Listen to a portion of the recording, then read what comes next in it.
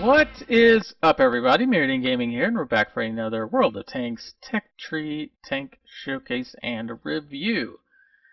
Now, I did look into a lot more. The only way for me to do older replays is to install a second version of the game. When I went to World of Tanks website to go download it, it was going to take 2 days, and I really didn't have the space to have another 70 gigs worth of World of Tanks on my thing. So sadly enough, we're gonna just have to go with current gameplay that people have uploaded.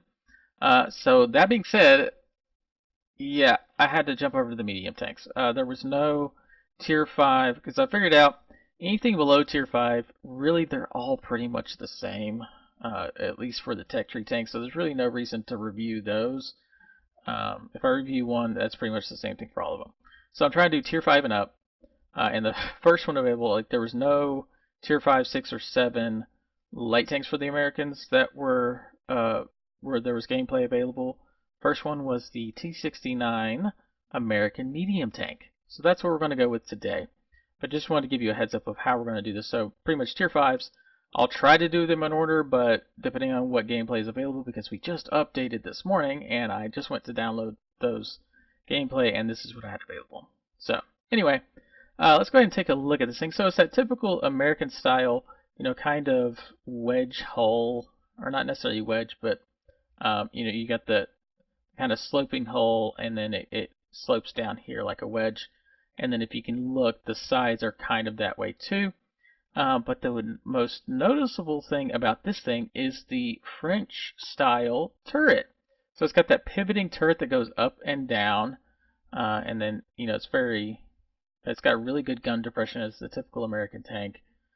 But yeah, much different turret style compared to the other ones that we see. So let's go ahead and go to the live view. So this is what the armor profile looks like. Yeah, you really don't have very good armor. You have to make sure you hide this. But the problem is you have these nice big cheeks that a lot of stuff can pin. Even stuff to lower tiers can pin that. You have this little spot here that can be pinned. But thankfully, the cupola on top is pretty small for an American tank. Well, I mean, it's because it's a French turret. So that's fine, and then this area up here is usually pretty safe to get hit in. But you can side scrape pretty well with this thing, because look at this. You got, 260, 230 all the way down that side. So as long as you don't over angle, you're fine. And then you can see here, you've got the little slope here to where stuff falling in will kind of bounce off and into the ground. So let's go ahead and hop over to the actual comparison. So I'm going to compare it against the other standard tanks that I see at this level. We got the T-44, which is the Russian tech tree tank, the Lansen-C, which is a premium Swedish tank, the TVP, which is the Czech tank. I see this quite often because a lot of people are trying to get those auto-loading ones. The Centurion one from UK, and my personal favorite, the CS-52 LAS from Poland. There's a few other tanks that you do see every once in a while, but these are the ones that I see the most in the North American server whenever I'm playing Tier 8. So yeah.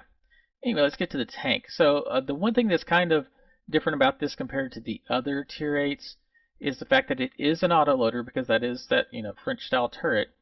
So you do have a clip size of 4, and you can do 960 damage in 6 seconds because of the 2-second interclip reload. So you can burst people down.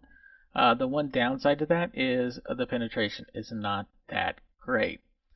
With only 181 for your standard round compared to 200 plus on a lot of the tanks at this tier. So you do have to pick your shots. You do have to kind of try to flank your enemies to get those really good shots and to make them count. That being said, also your damage is lower because you're an autoloader. You only do 240 damage compared to the 300, or well, really 320 plus compared to everyone else. The only other one that does less is the Centurion, but it has a really fast reload compared to everything else, so that kind of makes up for it because of that. And it's got good pin. Then we get down to the shell velocity. Shell velocity, it's not great, not bad. Honestly, I wish it was a little bit faster, so you could get those shells out and then get ducked behind cover quicker, but it is what it is. The one downside that I really don't like is the fact that you only have 40 ammo, so you can't really have a good spread of the 3 different ammo types. I saw most people when I was watching gameplay of this were taking about 12 premium rounds, 20 or so normal rounds, and then I want to say it's like 8 HE. I would actually probably forgo the HE, honestly, nowadays. But anyway, now we get down to aim time. Yeah, not great. Even with that autoloader, you're not even going to get, because the way the aim time works is it takes really 3 times that long to get aimed back in. So you're not really going to be fully aimed back in after you fire. So that is one of the downsides of this thing. You definitely want to try to boost that if you can with the equipment. Then we get down to gun depression. Typical American tank. Pretty good gun depression. It's not quite as good as some of the other ones, being only 9 degrees instead of the 10 that you see in a lot of other American tanks. And then because of the turret style, it is kind of limited on the elevation as well. Then we go down to speed. It's pretty standard across the board. All of them are around 50, so there's not really that much of a difference. As far as power to rate ratio, yeah, it's pretty heavy for what it is, so it does not get up those hills very well. Although it looks better on paper, I think it just takes, you just have to have more momentum to keep it up. Then we get down to your armor. So your armor is actually pretty decent for a tier 8. As you can see, other than the Centurion and the CS and the T44, it's got better turret armor. So you definitely do want to try to stay held down, like I said, with this thing. But it can bounce a few shots, especially from the lower tiers and same tier. But if you get higher tiers, they are going to pin right through those lovely cheeks or that upper and lower plate. It does have pretty decent health right in the middle of everything else. And then we get down to camo. So camo, not great, but it's a medium tank, not that big of a deal. But you definitely are not going to be sneaking up on anyone. Then view range, a nice healthy 400. We can get that up with vents, which will be probably all we need.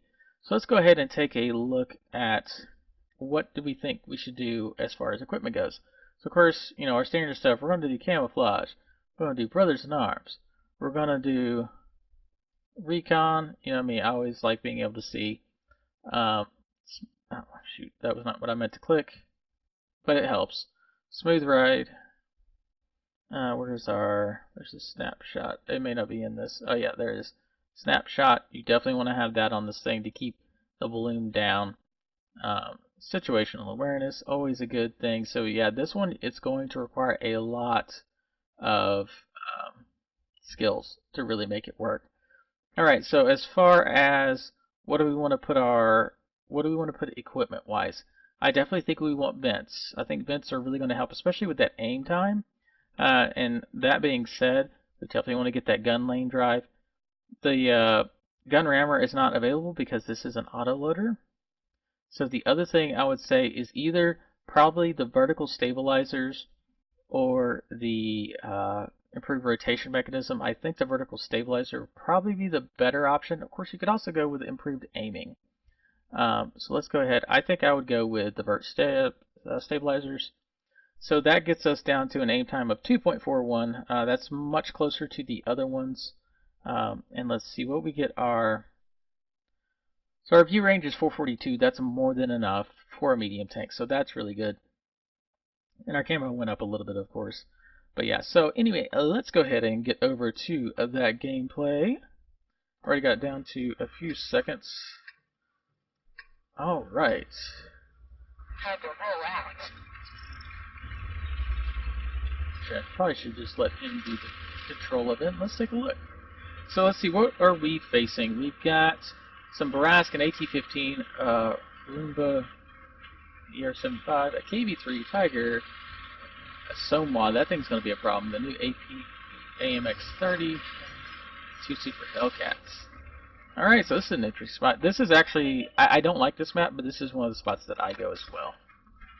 As long as you position yourself well, because the way he's angled, he will actually bounce a few shots because he's not straight on. Goes back a little bit. Yeah, Super Hellcat is probably in one of those little cutouts there. He tries to get a different angle, see if you can see him. I figured the Super Hellcat is probably, yeah, right there. He's waiting to see if he gets spotted. Oh, nice shot.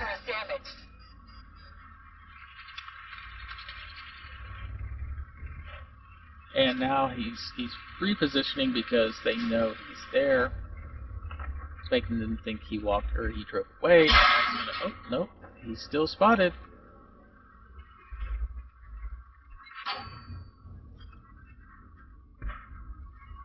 This thing actually pins a little bit better than that. Oh, he's using gold rounds. Yeah, as you can see, he brought a lot of gold rounds. I feel like that's probably what you're going to have to do with this tank. If you really want to do a lot of damage, that extra pin definitely helps.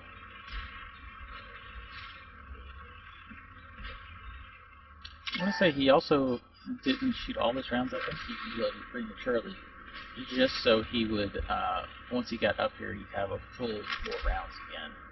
I tend to do that a lot with my autoloading tanks, just because I don't want to be caught in a position where, oh, especially on the front line, it's like, oh, I wish I had those extra few rounds. Oh, this is going to be good. Nice. Oh, get him. There he goes.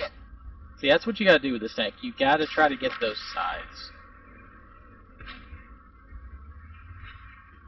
You gotta make sure they're gonna pin too.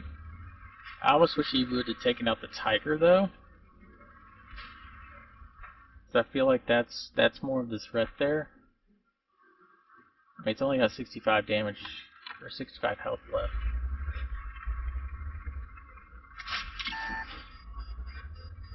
There he goes. I got that. Gotcha. So this guy's looking at him now, so he's got to back up. This actually has a pretty good reticle. Oh, Super Hellcat's moving. Although he's not coming out the side, so it's good. So he's already got 1 kill, 2,000 damage. That's really good. He bounced more than I expected too. Yeah, he's repositioning. Yeah, see, look, both of his team Super Hellcats and 2 of their heavies are already down. I don't know what spotted him there. I didn't think he moved out far enough. What's he doing? Why are you running into your other? It's reloaded. He's trying to see if he can get an angle on.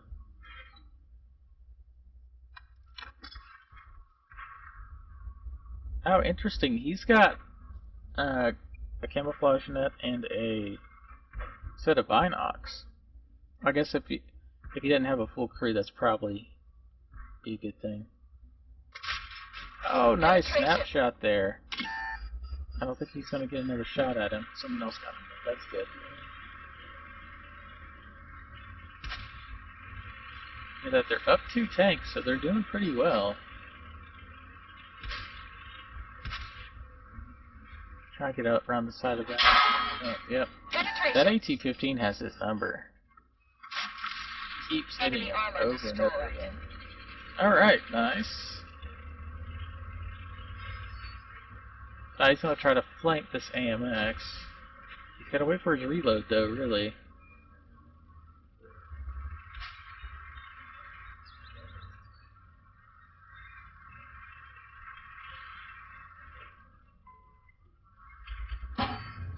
Oh, Super Hellcat waiting for him. Oh, he got the Super Hellcat. Can he clip this guy down? Oh, he's shot in the back. One more shot. Enemy armor is damaged. Enemy vehicle destroyed. Because he knew that Roomba, or that Borsig, didn't have enough time to reload and shoot him again. Nicely done. I do believe they have this game in the bag.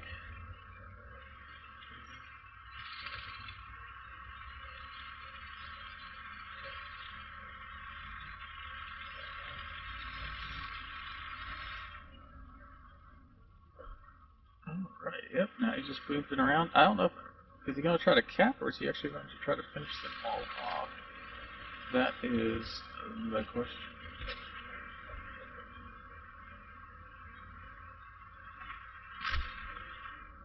Good. that guy. We got, oh, we missed somehow. Wow, multiple misses in a row. That's what I was afraid of with this tank, was that you really have to wait for that circle to aim in to really get good damage output. There you go. Penetration. Come through that little wall right there. Very nicely done. Now they're down to just the one. Let's see if you can finish him off. And there they go. Alright. So not too bad. Let's go ahead and pause that there, because I don't have the result screen. But yeah, 5 kills, 3,500 damage, 64 probably tracking damage, I would suspect.